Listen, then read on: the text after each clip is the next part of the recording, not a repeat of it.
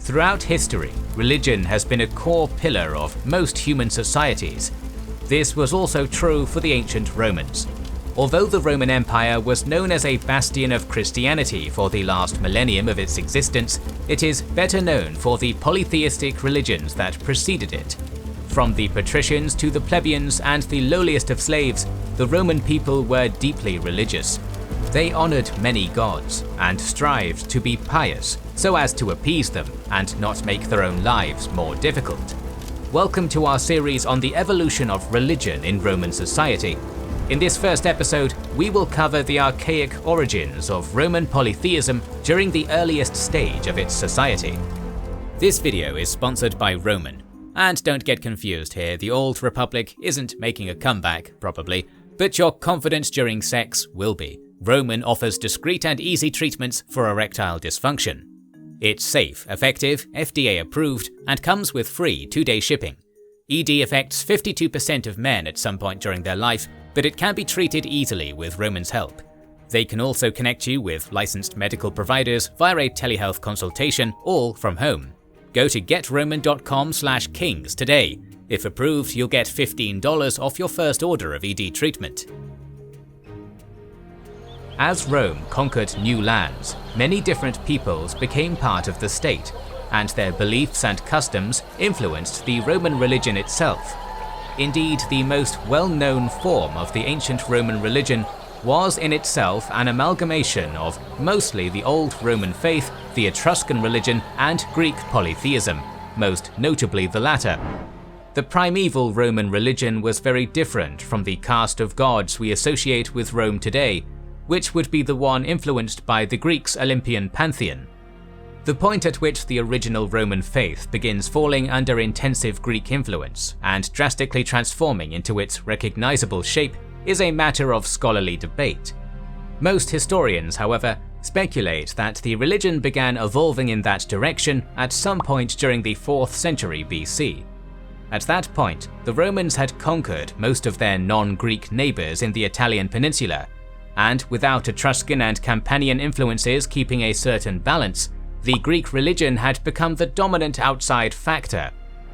Most of the information which exists about the Roman faith before its deep syncretism with the Greek pantheon was written much later, by men like the 1st century BC historian Livy. These records are generally unreliable. It is possible that these Roman writers may have purposefully omitted less than ideal details about Rome's cultural past, while alternatively, knowledge of these archaic Roman rites may have been lost to time by the late Republican era. Direct historical sources on Rome's earliest period are scarce, and all that exists from that age are a handful of difficult epigraphical texts and scant archaeological evidence. The origins of the Roman religion are as obscure as its foundation and early history, but we can glean clues of how it functioned and developed by observing the archaeological record. In Latium, in the 10th and 9th centuries BC, there is no evidence of organized religion, images of gods, or even the existence of temples and priests. Nevertheless, some forms of rituals were present, as places for sacrifices are commonly found. In these places, looms, ceramic bowls, and other items of everyday use were gathered. Additionally, with the spread of cremation and urn cultures to Italy, burial grounds and necropolises started appearing in the territory of Rome as well. By the late 7th and early 6th centuries, however, burials had become increasingly rare, having been replaced by public buildings. As the Iron Age continued, Greeks started colonizing the Italian peninsula, all while the Phoenicians and Cypriots started spreading their trade routes to ever more distant parts of the Mediterranean. The influence of these cultures on Roman religious practices can be seen as early as the 8th century BC. The aforementioned burials became extravagant, particularly in so-called princely burials, such as the great tombs of Praeneste outside the city of Rome.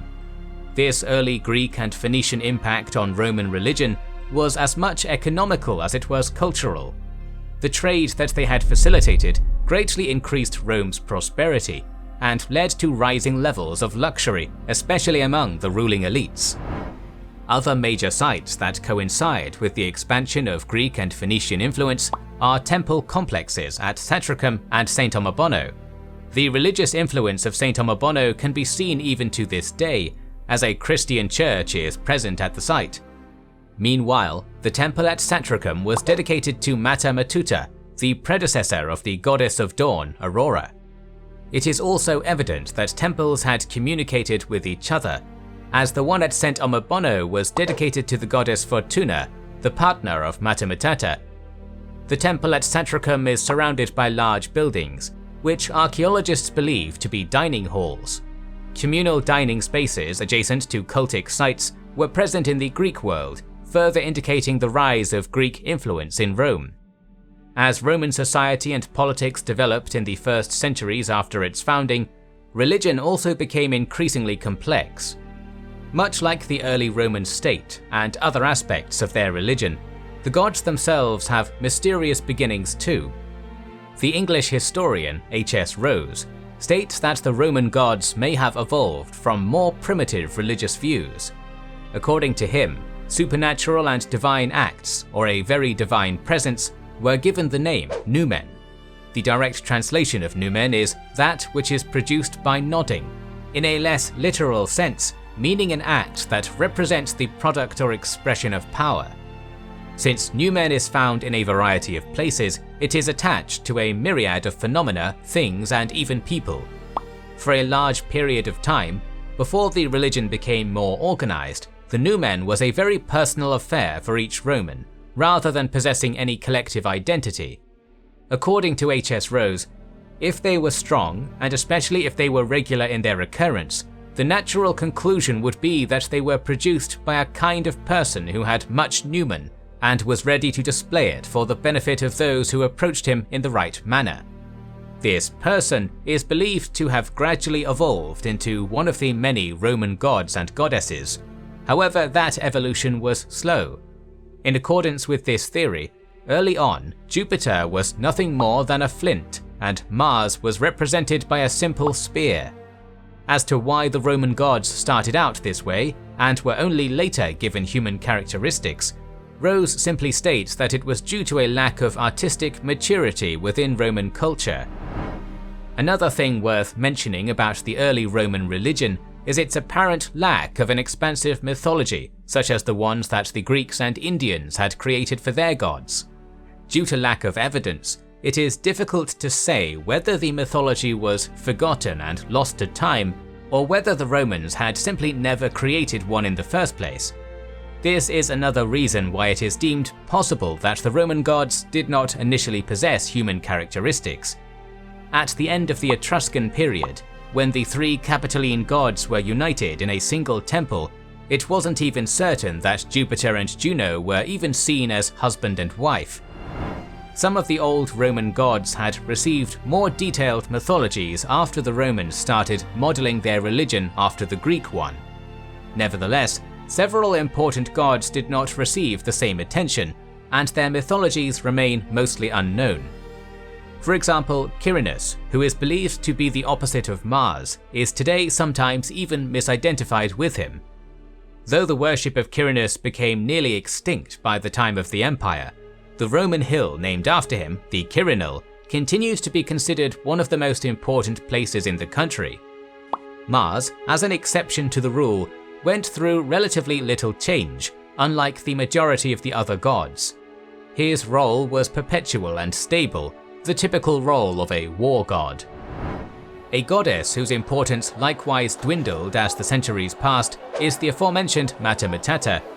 This primordial mother figure goddess held great importance during Rome's early days. During her feast day, the Matralia, women that were married for the first time would gather and feast together, after which they would ask for blessings for their children and the children of the other women that participated. She is generally believed to be the goddess of dawn, and that she was later made equivalent to Aurora. One myth surrounding her has been recovered, and George Dumezil recounts it in his book Archaic Roman Religion. Dawn suckles or licks the child who either belongs to herself and her sister Night in common, or to that sister alone. Thanks to this care, This child, the sun, which has emerged from the womb of night, arrives at the maturity of day. One of the things which the archaic and late Roman religion had in common was that Jupiter was the principal god. Although Rome's Capitoline triad of gods, consisting of Jupiter, Juno and Minerva, is well known, the hierarchy of gods was very different in Rome's early days. The so-called archaic triad consisted of Jupiter, Mars and Quirinus. Initially, Jupiter is believed to have been a sky god and the master of the thunderbolt. Unlike his Greek counterpart Zeus, Jupiter seems to have been much more down to earth. Zeus, as the grandson of heaven, remained fully celestial and retained a connection with the heavenly bodies. On the other hand, in the early Roman religion, there was little interest in the sun and moon, and virtually none at all in the stars and the firmament. It is also speculated that Jupiter was the master of rain, with the ritual of Nudipedalia and the ritual of Lapis Manalis, both intended to bring rain, being connected with him. As god of the sky, he was also deeply involved with the process of augury, something which can be seen from a legend dating to the very founding of Rome. Before Rome was even founded, Romulus and Remus could not even agree about the place where they would build the city. Remus proposed the Aventine Hill, as it was easy to defend, while Romulus recommended the much less strategically viable Palatine Hill. Unable to come to an agreement, the two of them decided to test their skills of augury. While Remus only saw 6 vultures, Romulus saw 12 on his side. Therefore, the heart of Rome was built on the Palatine Hill. Another famous legend surrounding Jupiter and Rome's early days are the negotiations between the god and Rome's second king, Numa Pompilius. In the myth, Jupiter asks for a sacrifice, cut off a head, to which Numa replies, an onion. Jupiter rejoins with a man's, without mentioning the head again. The king, seeing another opportunity, answers with a man's hair. Jupiter once again repeats his mistake and demands a life. Numa, unwavering to the very end, interrupts with of a fish. As a result, Jupiter rewarded Numa for his shrewdness and did not ask for anything more. This myth also illustrates the attitude of the Romans in their religious and social life. According to George de Mézil, the Romans strived to speak without imprudence, to say nothing, and above all to use no formula by which the god or his human spokesman might benefit at his expense, nothing which would irritate the god or which might be misconstrued or misunderstood. Speaking of the legendary King Numa, the establishment of most of ancient Rome's religious institutions are attributed to him. One of the most famous of such institutions are the Vestal Virgins, the priestesses of Vesta, who tended to the fire of Vesta. Vesta was the goddess of the hearth, and it was believed that while her fire burned, Rome would be immortal. In case the fire ever went out, it was forbidden for it to be relighted with flames from another fire. Instead, a new fire was created by the Vestal Virgins. Although Numa may have established the Vestal Virgins in Rome, the cult itself is believed to be much older. In fact, some sources state that Romulus and Remus's mother was a priestess of Vesta in Alba Longa. That being said, she most likely was not a virgin. The Roman calendar is also believed to have been established by King Numa. This calendar consisted of 355 days, with a biennial addition of 22 days. On average, this calendar was extremely precise for those times. Numa Pompilius is also credited with having established Rome's priesthood. The official highest title in the Roman priesthood was that of Rex Sacrorum. The Rex Sacrorum made a sacrifice on the calends of each month, and announced the respective month's festivals on the nonnies.